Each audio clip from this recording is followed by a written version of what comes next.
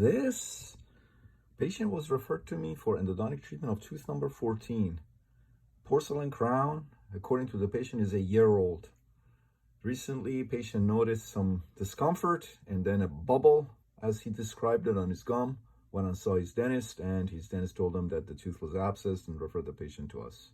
So as you can see here, porcelain crown, and look at that huge periapical lucency associated with the palatal root there. And take a look here. All right, you can also see that buccal parielis and sinus tract associated with the tooth. That's the tooth right here. So we discuss options with the patient. Root canal with guarded prognosis, so no promise or guarantees that the root canal will work. About 80% chance of success, 20% chance of failure. We would have to go through your crown, so you may need a new crown. Or the alternative would be to go ahead and extract the tooth, and patient said he wanted to try to see if tooth could be saved. So that's what we did today. So take a look here. Let me show you this angulation here. That's a good angulation. All right, so I was able to locate an MB2, so MB1, MB2. That is MB3. As you can see, MB1, MB2 started as two separate canals, and then they join apically. And look how beautifully they trifurcate. 1, 2, 3. MB3, I can only instrument this much. The rest of it was like my files were hitting a concrete block. So that, as I said, that's the MB3. MB1, MB2, MB3 there. But look at all of this anatomy here that we were able to pick up. And of course, all the trifurcation. The apical diameter of the palatal canal was over 50, so went ahead and placed an MTA plug followed by gutta-percha sealer. Temporized the tooth and referred the patient back to his dentist. Told the patient, if that bubble on your gum goes away within the next couple of weeks, that's a great sign. You can also come back and see us to confirm it. If it works, great. If it doesn't work, then the next step would be either we go back in and redo the root canal, again with now this time very guarded prognosis, or the other option would be extraction. And patient, of course, we had spoken with the patient about this whole thing in the consultation visit. So patient was very well aware of what he was getting himself into and agreed. So keep you posted. This patient was referred to me 6 months ago for endodontic treatment of tooth number 14. Porcelain crown on the tooth, and take a look. Look at this large periapical lucency associated with the palatal root. Look how big that lucency is. Huge. All right. This is another angulation of the tooth, and you can see the large periapical lucency here, and also another one associated with the distal buccal root. Again, you can see the large periapical lucency here. All right, so also take a look. There was a large buccal parielis and sinus tract associated with the tooth also. That's tooth number 14. Large buccal parielis and sinus tract associated with the tooth. So we discussed options with the patient. Patient wanted to try to see if tooth could be saved.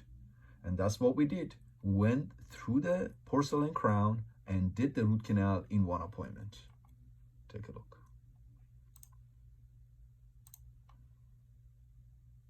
This was immediately after the root canal was done. Again, you can see the large periapical lucency there associated with the palatal root. Look how huge that was.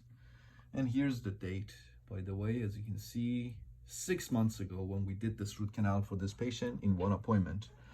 The apical diameter of the palatal canal was over 50, so I placed an MTA plug followed by gutta-percha and sealer. Now take a look here. I had two complications with this tooth that I was kind of concerned about. One is I use injection technique of gutta percha, and sometimes I get some gutta percha extruded out of the canal. Look at that. That's gutta percha that was extruded, of course, unintentionally out of the canal. And you can see the loop of the gutta percha as I use the injection technique. This is MTA, as I said. And look at the mesial. My mesial, I use the injection technique of gutta percha. You can see the periapical lucency on the mesial also. You see that right there. So I used the injection technique, and I didn't get a good fill. The gutta percha didn't penetrate as I wanted it to, all the way to my working length, as you can see. Again, you can see the periapical lucency. You can see the extruded gutta percha here. My MTA short, maybe. The other thing, again, you can see the short fill, but then again, you can see the sealer. You can see the multiple portals of exit. The other thing is that I found the MB1, MB2, and I also found an MB3, but I couldn't get it instrumented any further than this. You can see right there. So I got the MB1, I got the MB2. Let me see if I got the MB1, I got the MB2. The MB3, I could not get it any further than that.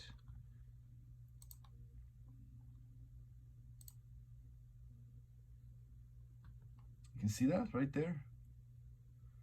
It just, I could not get it any further than that. It just would not go. I couldn't instrument it any further. You can see the MB1 and the MB2 right there, they join.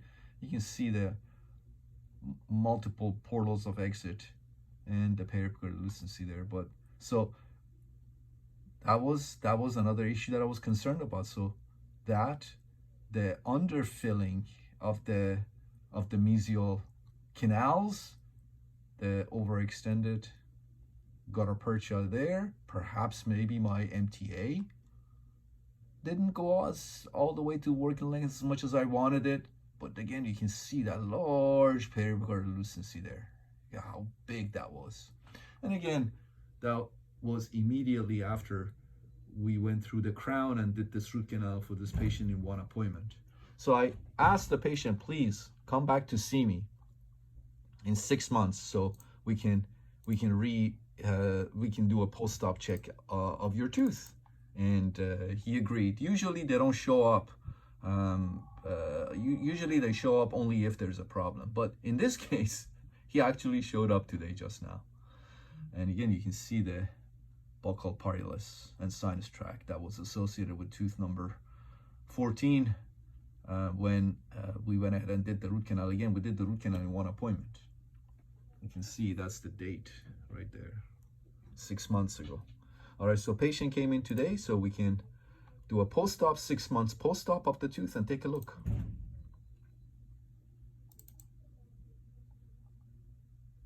Remember that huge periapical lucency? What happened to it? Healed completely. Look at remember the periapical lucency that was associated with the MB root? Healed completely. The overextended gutta percha is still there, not bothering anyone. That's another angulation. Remember there was some periapical lucency, actually not slight, there was a big periapical lucency associated with the distal buccal canal. Let me show you again. Almost completely healed. Let me show you again. That was it, see? That big periapical lucency right there, associated with the distal buccal root before we did the root canal. Remember, right here. You don't need to remember it. I'm showing it to you. This was before we did the root canal. Look at it right there. And look at it today.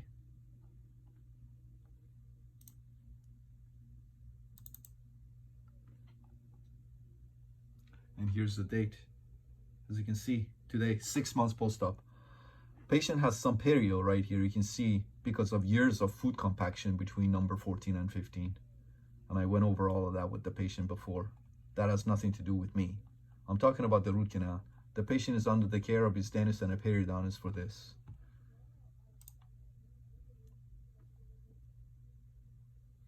Remember that huge periapical lucency associated with the palatal root? Healed completely. Remember the periapical lucency associated with the MB root? Healed completely.